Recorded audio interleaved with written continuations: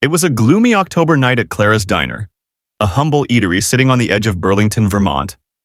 Rain tapped softly against the glass panes as the evening patrons slowly drifted away. Emily Carter, a 32-year-old server with chestnut-colored hair tied back in a neat ponytail, moved smoothly from table to table with the ease of long practice. Though still young, her eyes held the weight of experiences that stretched far beyond her years. Around her neck hung a small silver pendant, her late father's military dog tag, that would sometimes catch the light as she worked. Every morning before starting her shift, she would gently touch it and whisper the same words. "Still standing, Dad." At exactly 8:47 p.m., the door chime jingled, pulling Emily's gaze upward.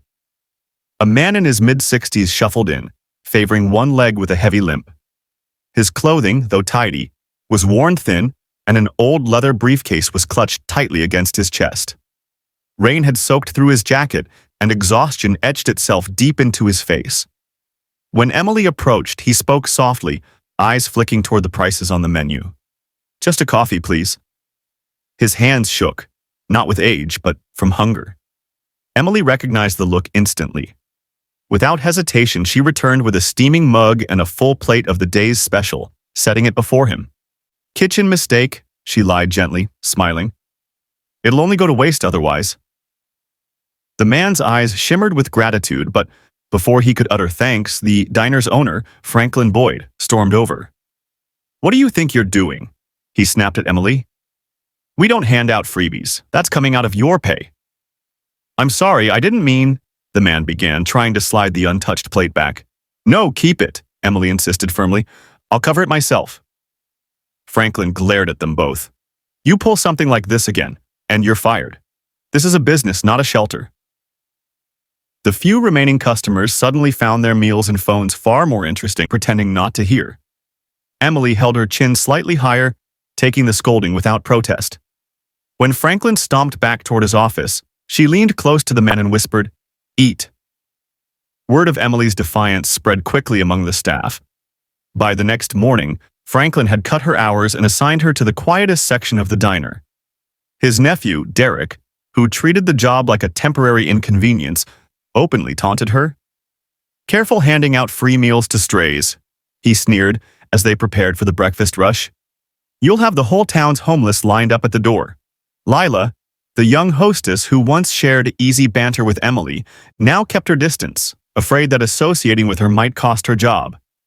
Even the kitchen crew, who used to slip Emily extra food for herself, now measured her employee meal down to the last bite.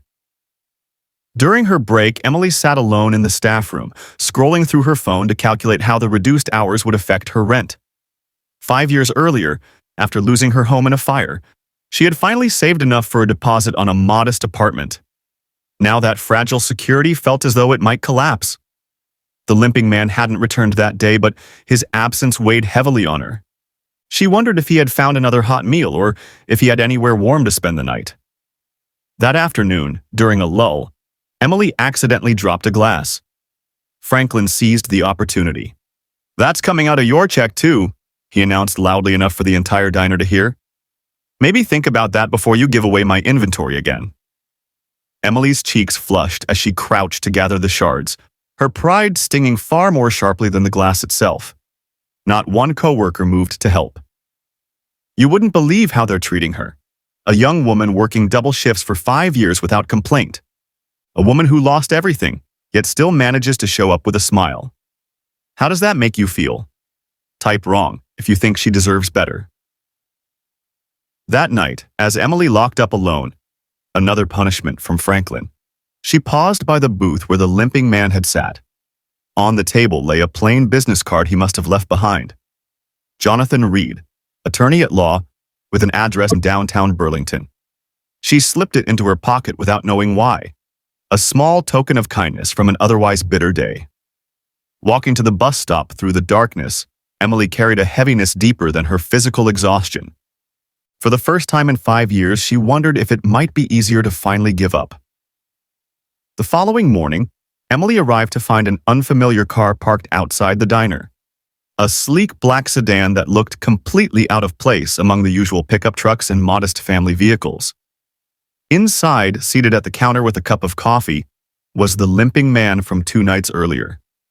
But he wasn't alone. Beside him sat a distinguished woman in her early 50s dressed in a tailored suit, her upright posture commanding respect even in the humble surroundings of Clara's diner. When Emily walked in, their conversation halted. The man rose slowly, extending his hand. "Miss Carter," he said. "Jonathan Reed, I never properly thanked you for your kindness." Before Emily could reply, Franklin burst from the kitchen, his face turning red at the sight. "You can't come in here harassing my staff," he barked. But the woman in the suit smoothly turned toward him. "Franklin Boyd," she said, her voice firm but calm. "I'm Diana Mercer, with the State Bar Association's Ethics Committee. From what I've seen, the only harassment happening here is what you've subjected Miss Carter to." The diner fell into silence as Jonathan opened his worn briefcase and removed a folder. 15 years ago, he began, speaking loud enough for all to hear, I was a senior partner defending the rights of veterans. Then, a car accident left me with this permanent limp. I lost my career, my reputation, eventually even my home. Emily's brow furrowed, unable to connect his story with her own, until he continued. But that wasn't my first time in Burlington. During the wildfire of 2018, I was part of the relief effort. We evacuated 17 families, including a young woman and her father, Emily and Daniel Carter. Emily's hand instinctively rose to the dog tag resting against her collarbone. Jonathan slid a faded photograph across the counter, a younger version of himself in uniform, standing beside a man in fatigues and a teenage girl. Emily recognized her father and herself instantly. I've spent years trying to reconnect with the families we helped, Jonathan explained. When I saw your name tag, then witnessed your kindness despite your own hardships, I knew I had found another piece of my past. Diana opened her folder. What I didn't expect, she added, was to uncover a trail of labor violations, Mr. Boyd. Unpaid overtime, illegal deductions from wages, harassment. Franklin's face drained of color. You can't prove, actually, came a voice from behind. Derek, Franklin's nephew, stood there holding his phone. I recorded everything you said yesterday about docking her pay for that broken glass, and I've got copies of the altered time cards, too. You ungrateful little, Franklin started, then stopped cold when he realized every customer and employee was now watching. Jonathan placed a steady hand on Emily's shoulder. I wasn't just any attorney, Miss Carter. I specialized in labor law, and it looks like I've just found my way back to work. By midday, Clara's diner had transformed into something more like a community hall. Word spread quickly across Burlington about the waitress who had shown compassion to a hungry man, who turned out to be Jonathan Reed, once the state's fiercest advocate for veterans and workers' rights. Local reporters crowded into booths, regulars returned from errands to see the commotion, and, to Emily's surprise, 3 more attorneys arrived, former colleagues of Jonathan, eager to join what people were already calling Emily's case. Franklin Boyd stayed locked inside his office, blinds drawn, his shadow pacing back and forth as he shouted into the phone. I've worked here 3 years, confessed Lila, the young hostess to a table of lawyers. Emily trained all of us. She covered shifts when our kids were sick. She never complained, not even when Franklin cut her health insurance last year. A burly truck driver, who ate breakfast at the diner every Thursday, stood and set down his money. Instead of leaving, he placed a $20 bill into a jar he labeled Emily's Fund and left it by the register. Within an hour, the jar overflowed, forcing staff to bring out a second, then a third. For 5 years, you've served me breakfast, said an elderly woman with tears in her eyes as she added her contribution. After my husband passed, you were the only one who remembered how I take my tea. You think we didn't notice you, Emily? We noticed. The kitchen staff, emboldened by the day's events, revealed that Franklin had been shorting their paychecks for years, threatening deportation against those who spoke up. As the afternoon went on, another unexpected figure appeared. Ryan Carter, Emily's younger brother, home on leave from military service overseas. Emily, he called across the crowded diner. She turned, and for the first time in days, her composure broke. They embraced tightly as applause erupted around them. Jonathan tracked me down, Ryan explained. Why didn't you tell me things were this bad? After the fire, after Dad. You said you were fine. I didn't want to worry you, Emily whispered. You were serving the country. You had enough to carry. Diana Mercer approached with Jonathan at her side. Miss Carter, she said, we've documented 47 separate labor violations. The settlement value. She named a figure that made Emily's knees weaken. But the diner, Emily protested, looking around.